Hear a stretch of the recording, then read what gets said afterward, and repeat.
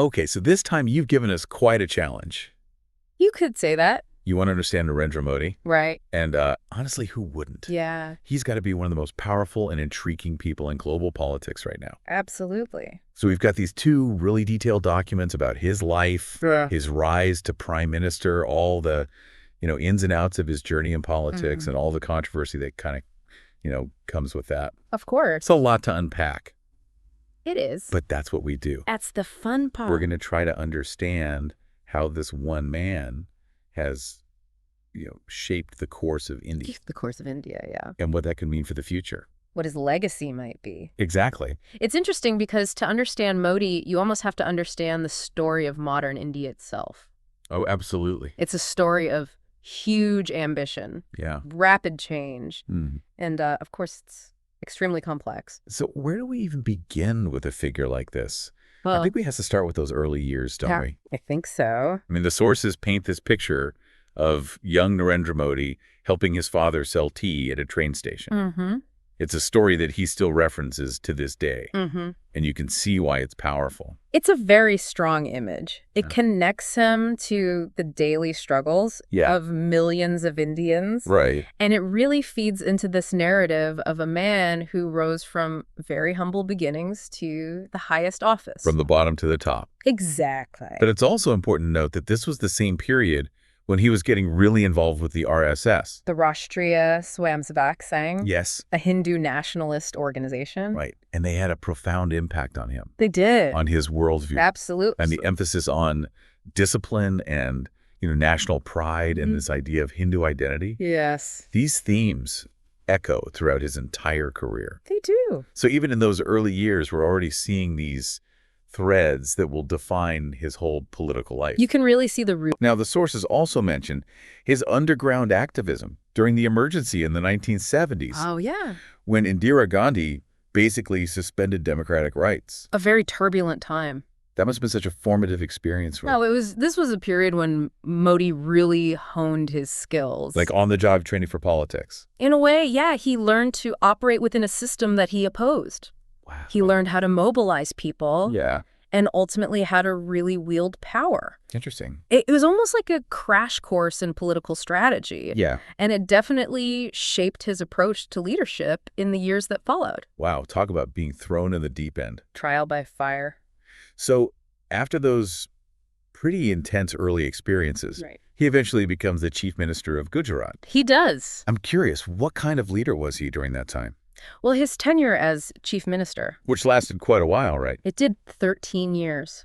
That's a long time. It is. And it's really when he started to gain national attention. He spearheaded this incredible transformation of Gujarat, Oh, really? turning it into this economic powerhouse. Interesting. We're talking massive infrastructure projects, Okay. creating a really business-friendly environment to attract foreign investment, Right. and focusing on initiatives like these vibrant Gujarat summits. I've heard of those. They really put the state on the map globally. So he was clearly very effective at driving economic growth. Oh, very much so. But this is also when the 2002 Gujarat riots happened. Right.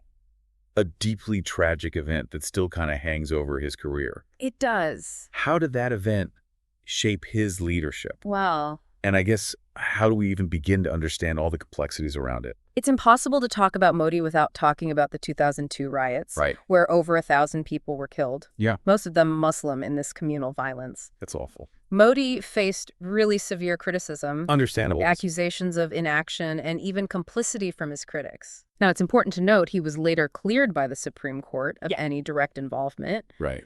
but the riots remain a really sensitive and divisive issue. I can imagine. And they continue to fuel debate about his leadership and his commitment to secularism. It's a tragic and complex chapter for sure. It is. But let's maybe shift gears a bit and talk about his journey to becoming prime minister. Okay. So the 2014 election was a landslide victory for him and his party, the BJP. It was a huge win. What do you think were the key factors that led to that win? Well, a lot of it has to do with his ability to tap into this desire for change that was so present in India at the time. Okay. The economy was struggling. Right. There were concerns about corruption. People were looking for a leader who could offer something new. Someone with a fresh perspective. Exactly. And Modi's campaign, with its emphasis on development, good days are coming. Actin? Yeah, and this strong, decisive leadership style really resonated with people. Sounds all of you about. And he also benefited from the fact that the BJP was seen as more unified and organized than the then ruling Congress Party. So it was kind of the right message at the right time. Yeah. And a strong party backing him up. Exactly. And once he became prime minister, he didn't waste any time putting his vision into action. He hit the ground running. He launched a whole bunch of ambitious initiatives. He did. Make in India, to boost manufacturing, Swachh Bharat Abhiyan, the cleanliness campaign. Right. Was this an attempt to tackle, like, all the challenges at once? Maybe. Or was there a risk of spreading resources too thin? Well, it was definitely an ambitious approach to governing. Yeah. Which is kind of Modi's style. He Yeah. tends to operate on multiple fronts at the same time, I see. which can be both a good thing and a bad thing. How so? Well, some argue that it lets him make progress on several important issues all at once. Right. Others worry that it can lead to a lack of focus, Okay. and that he might prioritize these grand gestures over long-term solutions. I guess it depends how you look at it. I think it's important to look at the specific policies and how they were implemented to really understand their impact. Yeah, that makes sense. For example, the Make in India initiative has had some success in attracting foreign investment, Right. but it's also been criticized for not doing enough to create jobs. For ordinary Indians. Yeah. Interesting. Similarly, the Swachh Bharat Abhiyan campaign has definitely raised awareness about sanitation, That's good. but there are still concerns about its effectiveness in the long run. So it's kind of a mixed bag. You could say that. Some initiatives showing more promise than others. Right. But one of the most controversial moves he made early on was demonetization. Right. That sudden decision to invalidate those high-value currency notes, Yeah. that must cause so much chaos. It did. It was a bold move. Some might even say reckless, Perhaps. but it was aimed at curbing black money and corruption. That was the idea. So the idea was to force people to deposit their cash in banks, making it harder to hoard all that untaxed wealth. But the execution of it was incredibly disruptive. It was. It caused huge lines at banks. People were waiting for hours. Businesses were impacted, Mm-hmm. and it really hurt the informal economy. It did. So what about the long-term effects? Well, Did it actually achieve what it set out to do? that's a question that's still being debated. Oh, really? The government claimed that it helped bring more money into the formal economy Okay. and increase tax compliance. Right. But critics say it didn't really put a dent in black money Interesting. and that it may have actually hurt economic growth. So it's a really complex issue It is. with long-term consequences that are still being analyzed today. That's right. So a bold move for sure, but one with mixed results. And a lot of unintended consequences. It seems like a recurring theme with Modi, What do you mean? that he's not afraid to take risks and shake things up, That's true. even if it leads to disruption. He's not afraid to make big changes. And that approach extends to his foreign policy, too. Oh, absolutely. He's taken a much more assertive stance on the world stage, He has. especially when it comes to China and Pakistan. Yes. He's also worked to strengthen those relationships with key partners, Like who? like the United States, Japan, and Israel. Right. Remember those high-profile events, Howdy Modi in Texas Ooh, yeah. and Namaste Trump in India? Big spectacle. It felt like he was really showcasing India's growing power. Yeah, an influence. Exactly. He was. But was this just about symbolism, or were there concrete goals behind those moves? It was definitely a combination of both. Okay. Modi really understands the importance of symbolism Yeah. and projecting an image of strength. But there are also clear objectives behind his foreign policy decisions. For sure. Like Well, he's been a driving force behind the Quad.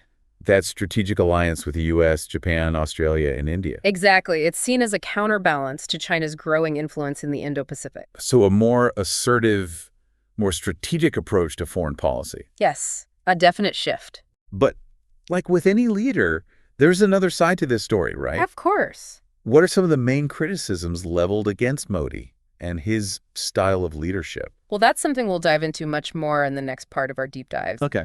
But it's important to acknowledge that despite his successes, there are some valid concerns Like what? about things like economic inequality, Right? social polarization, Oh, and a shrinking space for dissent under his leadership. yeah. Those are serious issues. They are. We can't ignore those if we want to really understand this Modi phenomenon. We need the full picture, Absolutely. Both the achievements and the challenges. both sides of the coin, So stay tuned as we keep exploring the world of Narendra Modi. and what it all means for the future of India. Exactly. All right, so we're back. Back for more. And ready to dive even deeper. Into the world of Modi. Exactly. We've talked about his rise to power, his, economic policies, his assertive foreign policy. It's quite a story. But now I'm curious about the impact of all of this. What does this Modi phenomenon, As some call it, really tell us about India today? That's a question that really gets to the heart of Indian democracy and how it's changing. Yeah. You see, Modi's success is a clear indication that the Indian electorate is changing. In what way? Well, there's a growing desire for a strong leader, Yeah. someone who can make decisions. A decisive leader. Yes. Oh. And there's this yearning for faster economic progress. Right. And this sense of national pride. That Modi has really tapped into. Very effectively. It's like he's captured this feeling that India is ready to be a major player on the world stage. Yeah. And that he's the one to lead them there. He certainly has a knack for understanding what the public wants. Yeah. Think back to his campaigns Okay. with that really powerful slogan, Akdin, The good days. Yeah, those good days that he promised. Right. It really connected with people who were looking for a brighter future. Who doesn't want good days? Exactly. But this desire for a strong leader also seems to come with a rise in nationalism. And some would even say Hindu nationalism. That's right. How do we reconcile those two things? Yeah, that's a good question. I mean, Modi's own background with the RSS. That Hindu nationalist organization we talked about? Right, definitely plays a role here. And the sources mentioned the Citizenship Amendment Act and the National Register of Citizens. Policies that many saw as discriminatory against Muslims. And that sparked those huge protests, didn't it? It did. Yeah. Those protests really showed the anxieties that many Indians were feeling. Especially those from minority communities. Yeah. About where the country was headed under Modi. Right. These policies, along with some of the things being said by people within the BJP, really fueled fears about this growing religious divide. And maybe a shift away from India's secular traditions. It's a really important debate. Yeah, about the kind of nation India wants to be. At its core. So we have this mix of, development nationalism and identity politics. All happening at once. How has Modi managed to navigate these tensions?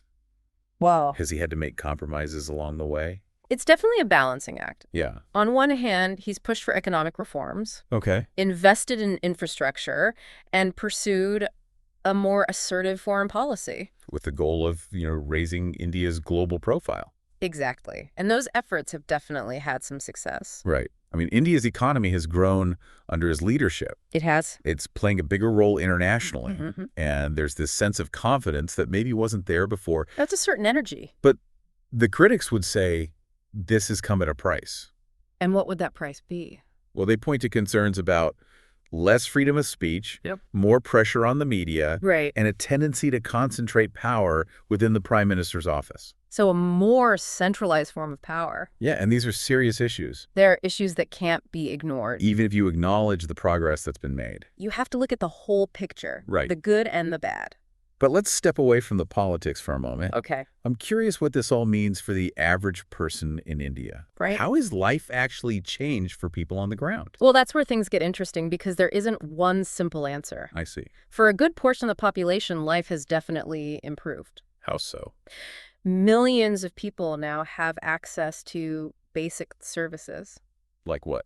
Electricity, clean water, sanitation, banking. Those are important. They are, and there's been real progress in infrastructure, especially in rural areas, Okay. and digital connectivity has expanded like crazy. That's great. It is. And government programs like Beti Padhao. Which aims to empower girls. Exactly. Those have had a positive impact too. So there's a tangible sense of progress for a lot of Indians. There is. But I imagine there are also people who haven't benefited from these changes. Of course. Who are they? Well, the economic slowdown and the job losses, especially among young people, and the rising cost of living have really hit a lot of Indians hard. It's tough. It is. Farmers in particular have felt left behind. Leading to those massive protests we saw. Over the agricultural reforms. Right. And the pandemic with that awful second wave really exposed weaknesses in the healthcare system. And the social safety net. Exactly. And it disproportionately affected the poorest and most vulnerable. So it sounds like the benefits of development haven't reached everyone equally. That's right. And for some, the gap between the rich and the poor is actually getting bigger. That's a key point of contention. And it's something that will probably be a big issue in the 2024 elections. Most likely. Modi's critics say that his model of development is inherently unequal Okay. and that his policies often help big businesses and the wealthy. At the expense of ordinary citizens, They point to things like demonetization. which they say really hurt the poor and the informal economy. So it's a mixed bag It is. with both progress and setbacks. Success stories and ongoing challenges. Right. And as we head toward these really important elections, The big question is, will this approach continue to work for Modi? will it resonate with the voters? Will he be able to stay in power?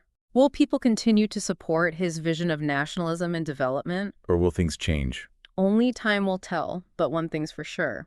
What's that? The political landscape in India has been completely transformed by Modi. He's such a polarizing figure. He is. People either love him or hate him. But his legacy will be debated for a long time. To really understand his legacy, I think we need to look ahead.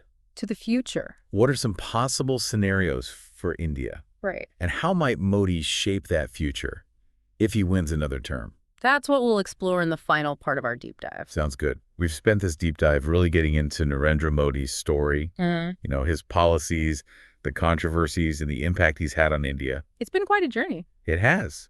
But now let's kind of step back and look ahead a bit. Gaze into the crystal ball. Exactly. What could the future hold for India? All right. And what role could Modi play in that future? If he wins another term. Right. Well, it's interesting to think about It- India's at this crossroads. What do you mean? Well, it has the potential to be one of the world's leading economic powers. Yeah. But it also faces some pretty major challenges. Like what? Well, we've talked about the economic slowdown, the unemployment issues, and the need for more inclusive growth, Right. Those are all things that any future government will have to address. no matter who's in charge. So let's say Modi does get another term. Okay. What are the key areas he'd likely focus on?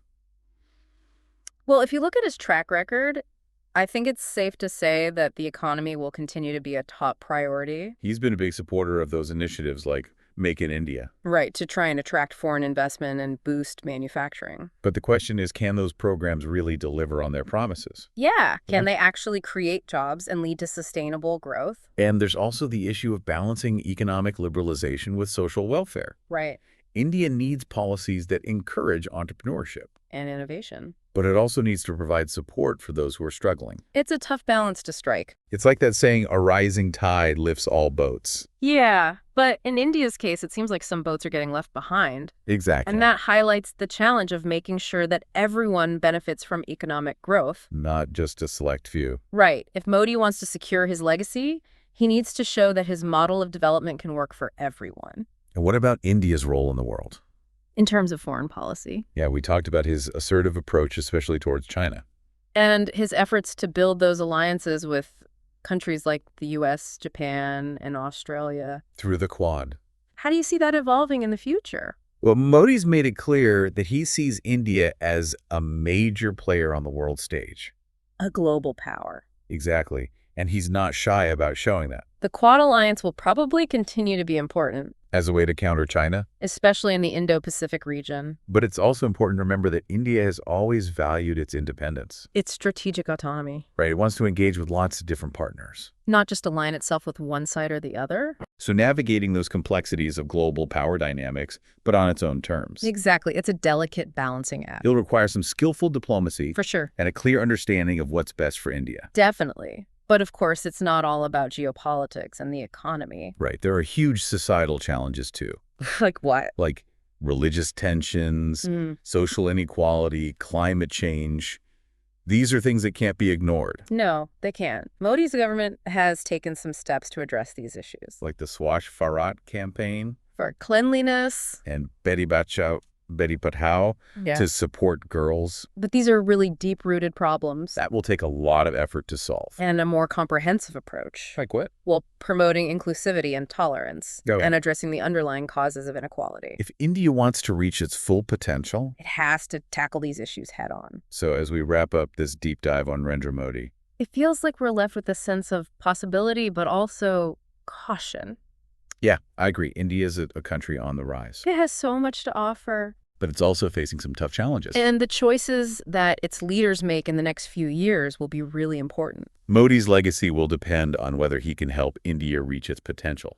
while also addressing those challenges. His decisions will have a big impact, not just on India, But on the whole world. It's been amazing to explore the rise of this man, from selling tea to becoming one of the most powerful leaders in the world. It's an incredible story. We've seen his successes, his failures, his bold moves, and the profound impact he's had on India. He's a complex figure. He is, but I think the biggest takeaway is this.